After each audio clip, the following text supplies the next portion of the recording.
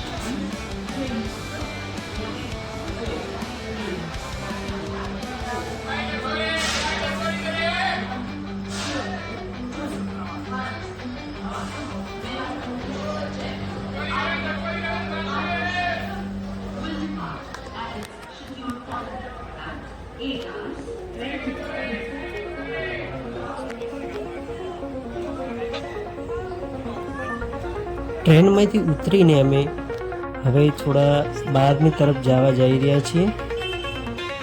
Railway સ્ટેશનની બહાર જઈ અને સામે છે જોધપુરનું રેલવે સ્ટેશન। એક્ઝેક્ટ સામે તમે રેલવે સ્ટેશનમાંથી ઉતરો તો એક્ઝેક્ટ સામે ઠાકોર ભગવાનનું મંદિર છે, જે કૃષ્ણ ભગવાનનું મંદિર છે।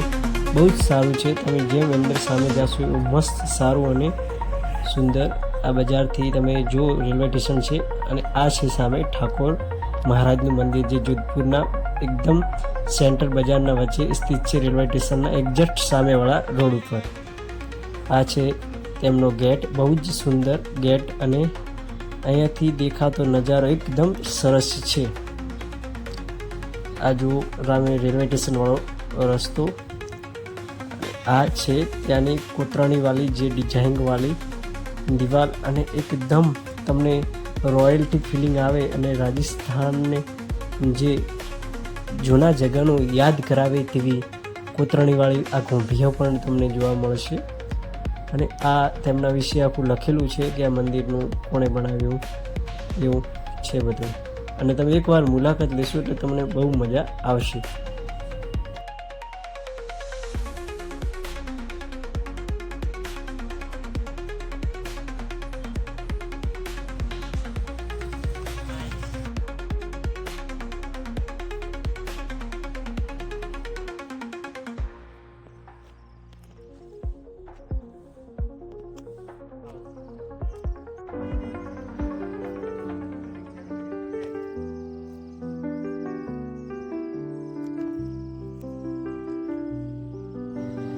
તો દોસ્તો હવે અમે મહેરાણગઢ કિલ્લા તરફ જઈ રહ્યા છીએ। આ મહેરાણગઢ કિલ્લાની આજુબાજુમાં આવેલી એક ઝીલ છે, જે તલાવ છે, બહુ સુંદર છે અને આપણા ગુજરાતી લોકો પણ અહીંયા રાજસ્થાનના જોધપુર મહેરાણગઢ કિલ્લાને જોવા બહુ લોકો આવે છે।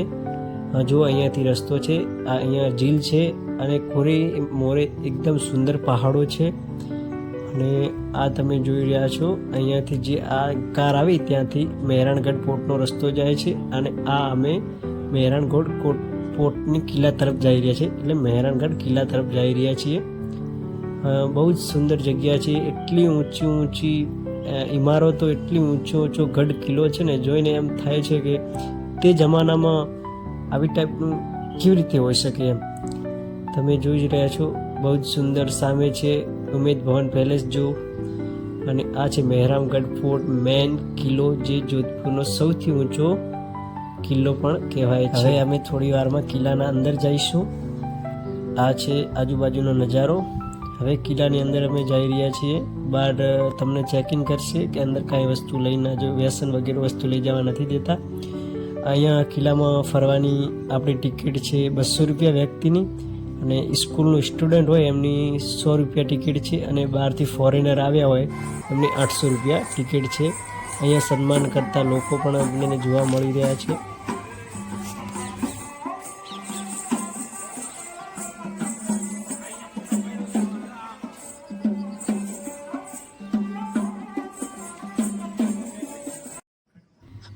જો બહાર તમને સ્વાગત થયું ત્યાંના પછી એક ગેટ આવે છે. ગેટ બહુ સુંદર કોતરણીવાળો અને ઊંચા ઊંચા દરવાજા છે.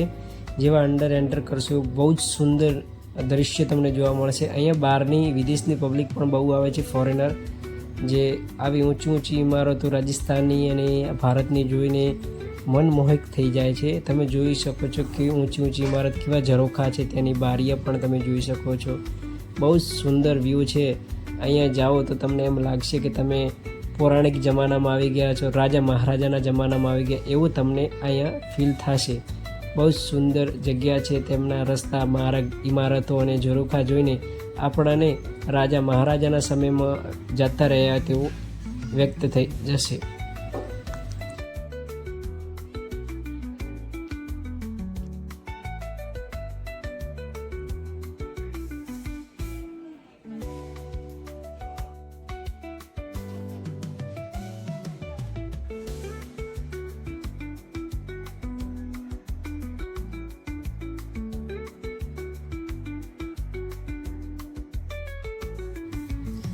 આ છે રાજા મહારાજાની પાલખીઓ, આ છે તેમની સુંદર શોપીસો, આ છે ઢાલ અને મુંગટ વગેરે, સિક્કા વગેરે જે પણ અંદર મ્યુઝિયમના અંદર રાખેલું છે. આ છે રાજાઓની શેરવાણી જે પહેરતા તે શેરવાણી તે જમાનાની. આ છે નાની રેલ જે બાળકો માટે એમને બનાવી હશે. એમ જ પણ ઘણી બધી આકૃતિઓ છે. અહીંયા ચાંદીના વસણો પણ જોવા મળે છે, હથિયારો પણ જોવા મળે છે, તાળા વગેરે. અને આ છે તોલાબાઈ કે એવું નામ છે કંઈક, અને આ છે એમના કપડાં અને એવી ટાઈપની મૂર્તિ બનાવેલી છે. બહુ જ સુંદર મૂર્તિ હતી અને નિહાળી. અને પછી આ છે એવા યુદ્ધમાં પહેરવાના કે નૃત્યમાં પહેરવાના કપડાં. આ છે આઈના મહેલ, અંદર બહુ જ સારો આઈના મહેલ છે, એકદમ ચમકવાળો. આ એક સુંદર આઈના મહેલ છે. અંદર જોઈને આપણને પણ એવું લાગે કે એક બહુ સુંદર એવો આઈના મહેલ બનાવેલો છે.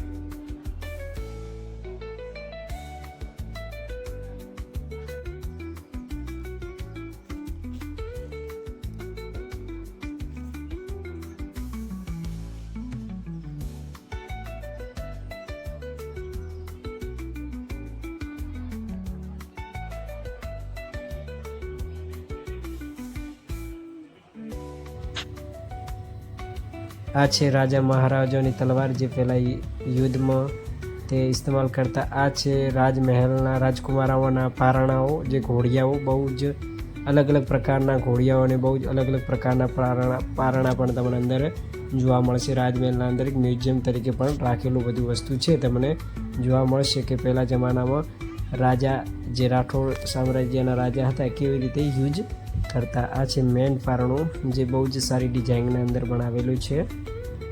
આ છે રાજસભા જે રાજા ત્યાં સામે બેહતા અને આજુબાજુ બીજા મંત્રીગણ પણ બેહતા. અને આ છે ઝરોખાઓ જે અંદર જે ઉપર છે, ફોર્ટના ઉપર છે, કિલ્લાના ઉપરના ભાગે આવી ટાઈપની પણ કોતરણીઓ કરેલીની છે એવું છે.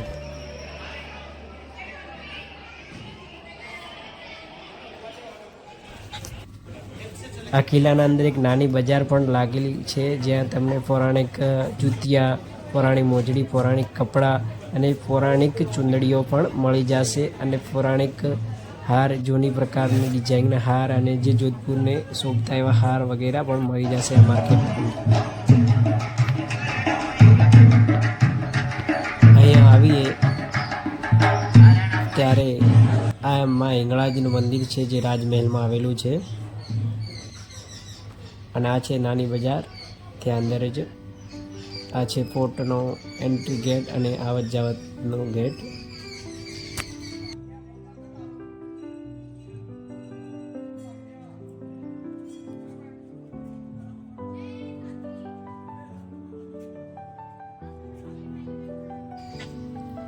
આ કિલ્લા ઉપર આવેલું એક નાનકડું ગ્રાઉન્ડ છે, બહુ જ સુંદર ગ્રાઉન્ડ છે. આજુબાજુમાં ઘાસ છે. સામે છે ચામુંડ ભવાનીનું મંદિર જે કિલ્લા ઉપર રાજા મહારાજાએ સ્થાપના માતાની કરી હતી. આ છે કિલ્લો અને આના ઉપર છે બધી પૌરાણિક તોફો જે અહીંયાથી સામેથી આવતા સામેથી આવતા કોઈ બી રાજાઓ ચડાઈ કરતા તો અહીંયા તોપથી જવાબ આપતા અને અંદર કિલ્લાના અંદર આવવા દેતા નહીં, એવી તોફો ઉપર બનાવેલી છે. હવે આપણે જઈ રહ્યા છીએ ચામુંડ માતાના મંદિરે દર્શન કરવા. ઉપર લગભગ કેમેરો અલાઉડ નથી માતાના મંદિરે, એટલે જ્યાં સુધી હું તમને શૂટ કરી શકું ત્યાં સુધી બતાવીશ. અને હવે બહાર નીકળી ગયા છીએ આપણે. બહાર જો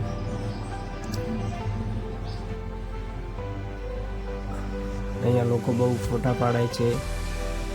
આ છે બહાર આપણે નીકળી ગયા છે એકદમ મહેરામગઢ કિલ્લાની બહાર નીકળી ગયા છીએ આપણે. આ જુઓ સામે મહેરામગઢ ફોર્ટ, તેનાથી બહાર નીકળી હવે અમે ઉમેદ ભવન પેલેસ તમે જઈ રહ્યા છીએ. પાર્ટ 2માં તમે જરૂર